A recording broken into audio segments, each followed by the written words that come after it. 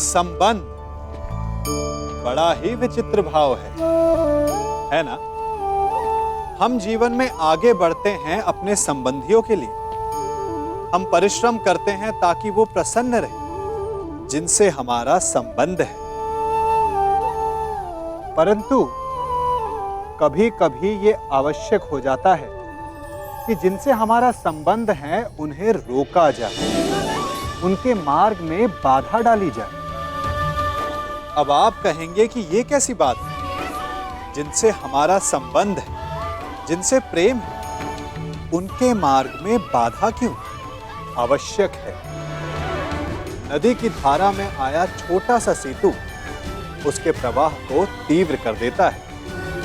जिनसे हम प्रेम करते हैं उनकी आलोचना आवश्यक है ताकि वो अपनी कमियों को सुधारें, अपनी शक्तियों के वेग को बढ़ाएं और सफलता प्राप्त करें। तुम भले ही अभिशापित हो और संसार के वीर योद्धाओं से कहीं अधिक श्रेष्ठ सिद्ध होगे। तुम मृत्युंजय कर्ण बनोगे, मृत्युंजय कर्ण बनोगे।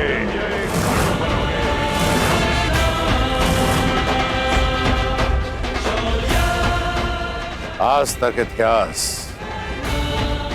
मनुष्य को मिले वरदान को स्मरण करते आया, परंतु तुम्हारा श्राप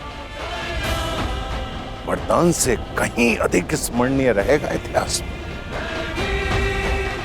जो महायुद्ध होगा उसमें तुम्हारा श्राप सबसे अधिक स्मरणीय रहेगा। मनुष्य वरदान पाकर भी विजय पथ की ओर नहीं बढ़ पाते, परंतु तुम अभिशप्त होकर भी निर्भय विजय पथ पर आगे बढ़ोगे कर्ण।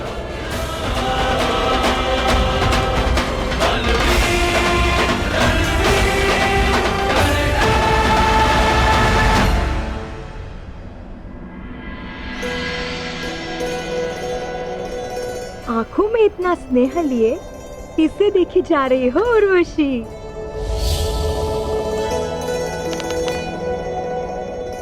उस वीर को क्या तेज है उसके मुख पर और बाजुओं में कितना बल। ये कौन से देवता है? ये देवता नहीं, ये देवराज इंद्र के पुत्र है, अर्जुन। अर्जुन?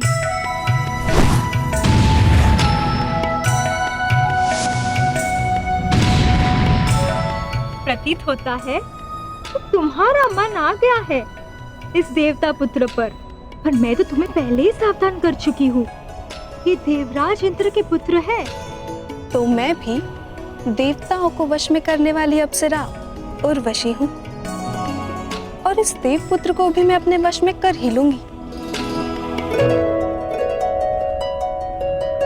महाबली कर्ण की, महाबली कर्ण की, अंगराज कर्ण की, अंगराज कर्ण की, अंगराज कर्ण की।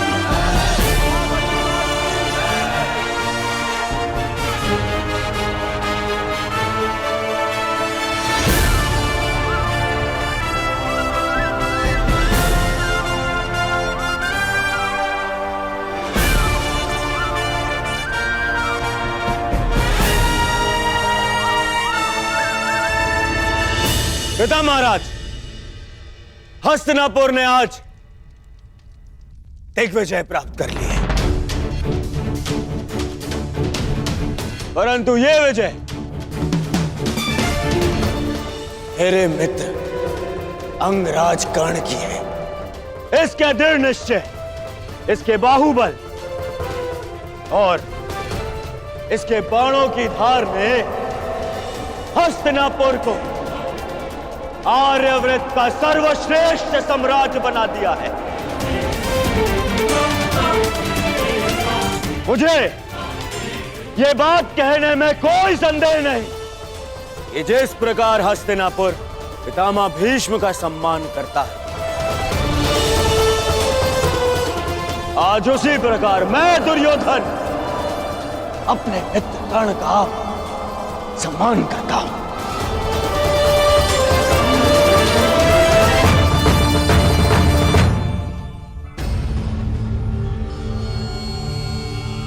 तो ये तक कहूंगा कि मेरा मित्र कर्ण है तो मैं सनात हूं, और वो नहीं तो मैं अनाथ हूं। महाराज की जय हो। राजकुमार अर्जुन को पशुपतास्त्र प्राप्त हो चुका है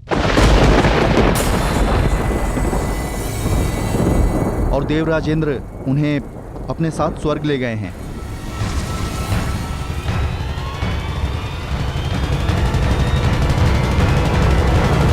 जो शक्ति तुमने इस दिग्विजय से प्राप्त की है पुत्र, उसका तोड़ केवल एक पशुपतास्त्र में मिल गया है अर्जुन को। अब यदि युद्ध हुआ तो बहुत भयंकर होगा। पांडव अपना प्रतिशोध लेंगे पुत्र, पांडव अपना प्रतिशोध लेंगे। तो हम क्या युद्ध से भयभीत हैं पिताश्री? नहीं, मैं युद्ध से भयभीत नहीं हूं पुत्र। मैं उन प्रतिज्ञा से भयभीत हूं जो उन पांडवों ने ली है।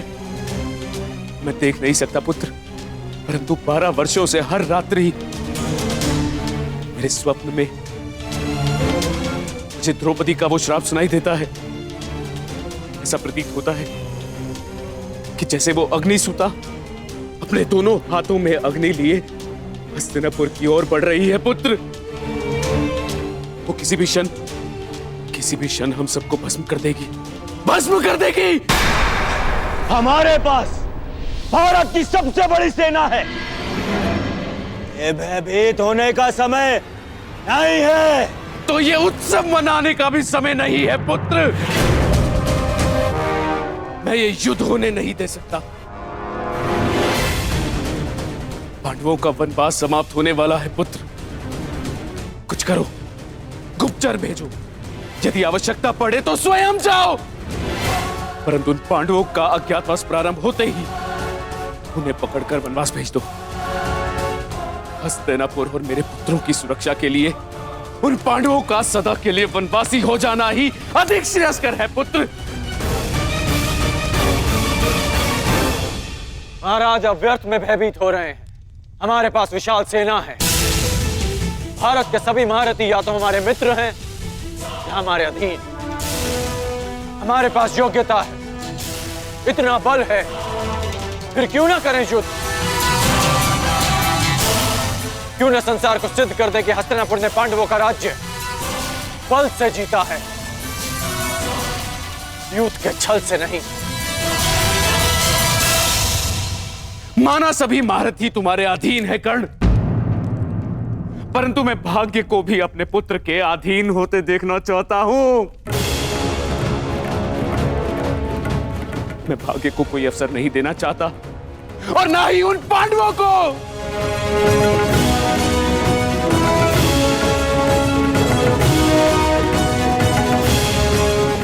हाँ महीम, आप ही बताइए, क्या एक वीर योद्धा का लक्ष्य युद्ध और विजय नहीं?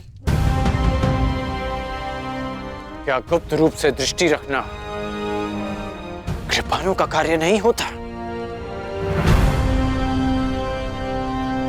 इस समय मैं महाराज धृतराष्ट्र से सहमत हूं।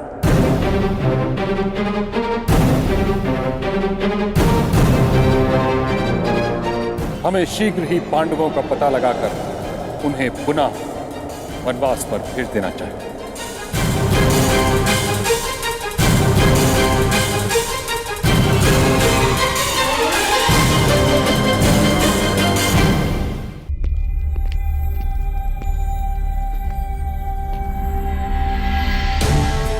आप ऐसा कहेंगे ये तो मैं स्वप्न में भी नहीं सोच सकता था मामाई। गंगा की धारा को अपने बाणों से रोक देने वाले भीष्म, गुरु परशुराम से अपराजय रहने वाले भीष्म, आज युद्ध से भयभीत हो गए। अंगराज कर्ण, तुम एक योद्धा हो, यह भली भांति जानते हो। कि सर्वश्रेष्ठ युद्ध वही है जो कभी हो ही ना। महाराज धृतराष्ट्र ने जो निर्णय लिया है वही उचित है। मैंने हस्तिनापुर की सुरक्षा का प्रण लिया है, जिसमें हस्तिनापुर की निर्दोष प्रजा के साथ साथ उसकी सेना भी सम्मिलित है। सबके पास मेरी भांति इच्छा मृत्यु का वरदान नहीं। यदि बिना युद्ध के वो सुरक्षित रह पाते हैं तो यही श्रेष्ठ है और इसमें कोई अन्याय नहीं, क्योंकि नियम यही था। यदि अज्ञातवास में पांडव पहचाने गए तो उन्हें पुनः वनवास पर जाना होगा। परंतु मैंने 12 वर्षों तक जो शक्ति एकत्रित की है वो युद्ध के लिए की है, हस्तिनापुर की सुरक्षा के लिए की है। शक्ति की सृजन का अर्थ ये नहीं कि उसे यूं ही व्यर्थ जाने दिया जाए। तुम्हारे एक अधूरे द्वंद्व को पूर्ण करने के लिए हस्तिनापुर के अस्तित्व की बलि नहीं दी जा सकती।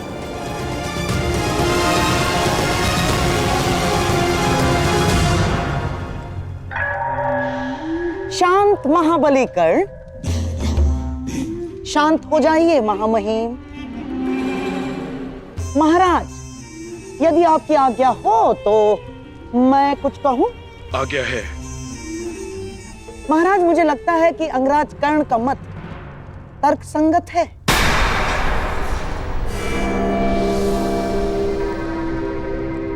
हमें युद्ध के लिए प्रस्तुत हो ही जाना चाहिए महाराज, क्योंकि यही योद्धाओं के लिए उचित होगा। मामाश्री, अब हाँ मेरे प्यारे सम्राट, कर्ण बिल्कुल उचित कह रहा है। और क्या हस्तिनापुर की शक्ति पर तुम्हें तनिक भी विश्वास नहीं? अपनी गदा पर, दुशासन के बाहुबल पर, अंगराज के तेज पर, गुरु द्रोणाचार्य के धनुर्ज्ञान पर और महामहिम के प्रहार पर तुम्हें तनिक भी विश्वास नहीं है दुर्योधन? इन सब वीरों के रहते यदि हमने कायरों की भांति पांडवों को वन में भेज दिया तो क्या लाभ?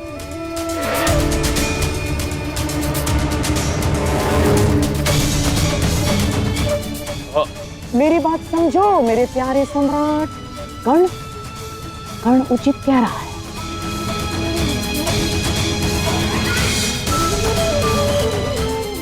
इतिहास हमें युद्ध में छल करने वाला कृपण समझे, उससे अधिक श्रेयस्कर। इतिहास हमें युद्ध में वीर गति प्राप्त करने वाला वीर समझे।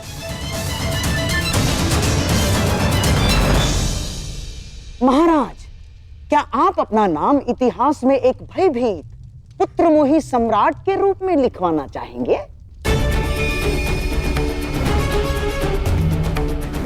बारह वर्ष महाराज, 12 वर्ष मैंने कर्ण के समक्ष रहकर बिताए हैं और 12 वर्ष मेरे सम्राट दुर्योधन ने कर्ण के साथ मिलकर जो पराक्रम किए हैं, जो तपस्या की है, उसे हम यूं ही व्यर्थ जाने देंगे महाराज? ना, उस तपस्या को, उस पराक्रम को यूं ही व्यर्थ नहीं जाने दे सकते महाराज। हम राजनीति में कूटनीति का बहुत बड़ा स्थान होता है महाराज, माना, परंतु कभी कभी युद्ध ही एकमात्र त्राण रह जाता है। कहीं इतिहास ये कहकर हस्तिनापुर का अपयाश ना करे महाराज कि उसने अपना अंतिम युद्ध द्यूत की बिसात पर खेल डाला ना। विश्वास करो दुर्योधन, यही एकमात्र अवसर है। मान लो मेरी बात।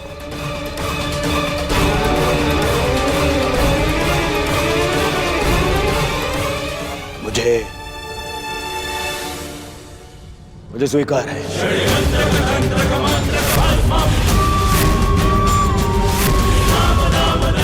यदि युवराज की यही कामना है तो यही सही। सभा समाप्त हुई।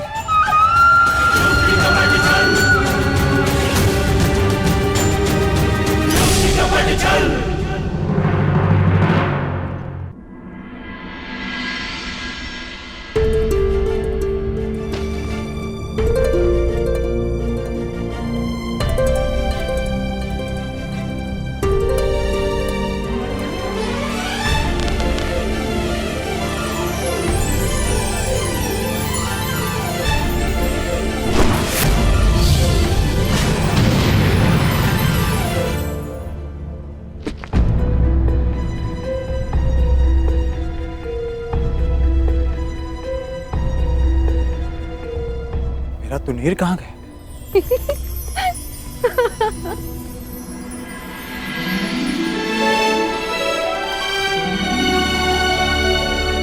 कब से देखे जा रही हूँ वीर, अभ्यास पे अभ्यास किए जा रहे हैं।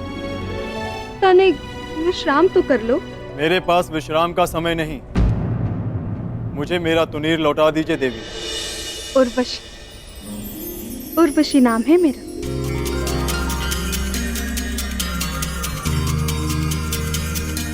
देवलोक की प्रधान अप्सरा हूँ मैं। हम स्वर्ग भ्रमण पर जा रहे हैं, आप भी चलिए। क्षमा चाहता हूँ देवी, मैं यहाँ स्वर्ग भ्रमण के लिए नहीं आया। मैं यहाँ इसलिए आया क्योंकि मुझे कुछ पापियों को नरक का मार्ग दिखाना है। शीघ्र अपना अभ्यास समाप्त करके मुझे अपने भ्राताओं के पास जाना है। जो दूर है उसकी इतनी चिंता, और जो समीप है उसका प्रेम और अभिवादन स्वीकार ही नहीं रहे हो। मैं तुम पर मोहित हूँ वीर, मुझे प्रेम दान करो, मेरे मन की अग्नि को शांत करो। क्षमा कीजिए देवी, मैंने 13 वर्ष का ब्रह्मचर्य व्रत लिया है। प्रणीपा।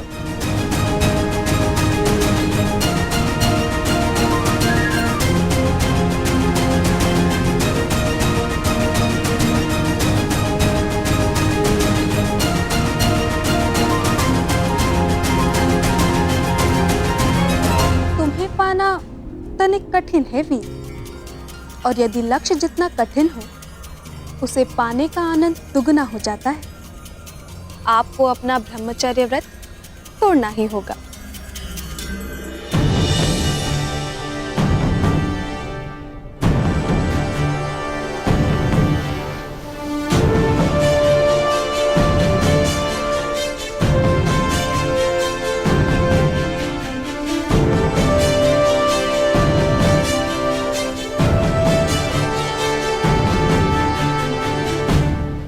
सागर की लहरों का स्वर सुन रहे हैं मामही? युद्ध की रणभेदी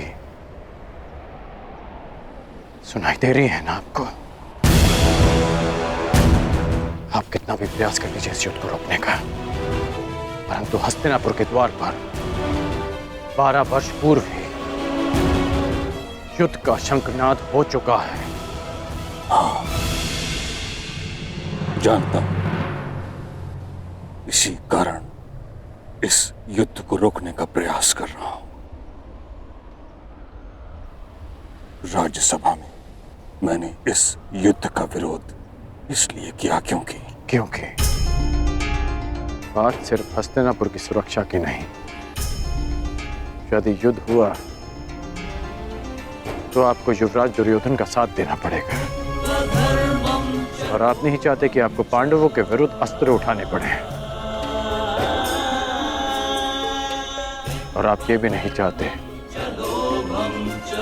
कि भाई भाई के विरुद्ध शस्त्र उठाए। हाँ, मैं नहीं चाहता कि भाई भाई पर शस्त्र उठाए, क्योंकि इस युद्ध से विनाश के अतिरिक्त कुछ नहीं मिलने वाला। मिलेगा, अवश्य मिलेगा मां महिम। परिवर्तन, न्याय, अधिकार मिलेगा जो इसके योग्य होगा। युद्ध तो होकर रहेगा मां महिम, युद्ध तो होकर रहेगा।